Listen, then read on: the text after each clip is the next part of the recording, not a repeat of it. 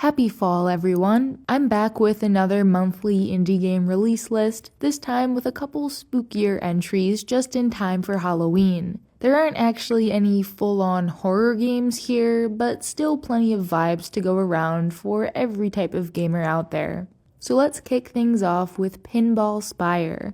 Now, if I had a nickel for every pinball Metroidvania out there, I'd have 2 nickels, which isn't a lot, but it's weird that it happened twice. Some of you may know that one of my favorite games is Yoku's Island Express, a bright and colorful pinball Metroidvania.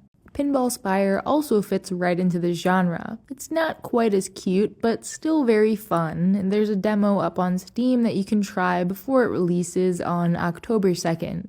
The strange tower you're exploring is filled with mechanical contraptions, hidden passageways that can only be uncovered after you find certain upgrades, and plenty of danger along the way. You play as a brave little pinball named Pip, which is very adorable, and I do plan on putting out some sort of review or video about the game around launch. A few days later, on October 4th, is one that I've been waiting a while for now, Grunn. It's a haunted little gardening game with a killer style and a fantastic soundtrack. You're hired to do some simple maintenance work over the weekend, but you quickly become suspicious of the small village and creepy house that you're staying at. So it's up to you. Trim the hedges and keep your nose down, or do some poking around, perhaps getting in a bit over your head. This game also has a demo you can play for free, and based on that, I'm fairly certain it's gonna be a banger. Gnomes, gardens, grass, maybe a few ghouls too. Don't know about you, but myself and the internet at large have been going nuts for Satisfactory recently, ever since it launched into 1.0. Very fun and addicting, but also very overwhelming. If you're more into cutesy robots and friendly aliens, then Rebots might be more up your alley. It's an automation game about scanning planets and terraforming them. Travel through diverse biomes, gathering resources, setting up production lines, and eventually making lots of money. Honestly, this game does seem a lot more manageable than Satisfactory, and I can see it introducing a lot of new players to the otherwise complex and convoluted genre. And OMG, guess what? Rebots also has a demo. I actually haven't gotten a chance to play it, but maybe you will before the game launches on October 7th. So that was first-person automation, and this is first-person melee grappling hook parkour.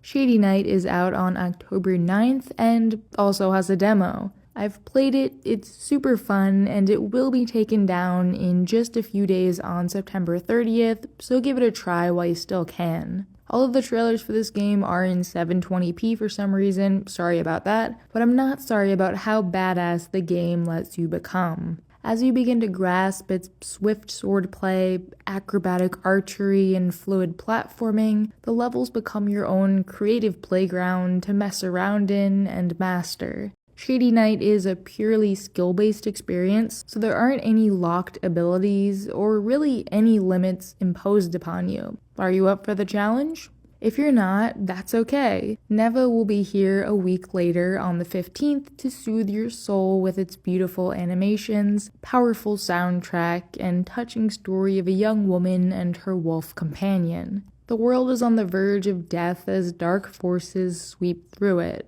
and it's through a traumatic encounter with them that you meet a lone wolf cub. Together you'll both grow and learn how to navigate this changing world, doing whatever it takes to survive and protect each other.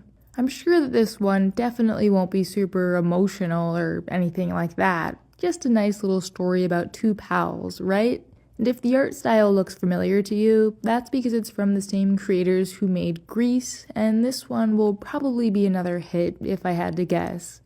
And finally, for all you puzzlers out there, this is Wilmot Works It Out, a puzzle-building game about completing beautiful images and using them to decorate the walls of your house. You play as Wilmot, who likes to unwind from sorting out a warehouse by sorting out puzzle pieces. Kinda sounds like me, honestly. I love that we finally get to see what Wilmot from Wilmot's Warehouse does with his time off. It's always good to have healthy work boundaries and to set time aside to relax and be yourself. and together you and Wilmot can both experience the joy of jigsaws on October 23rd.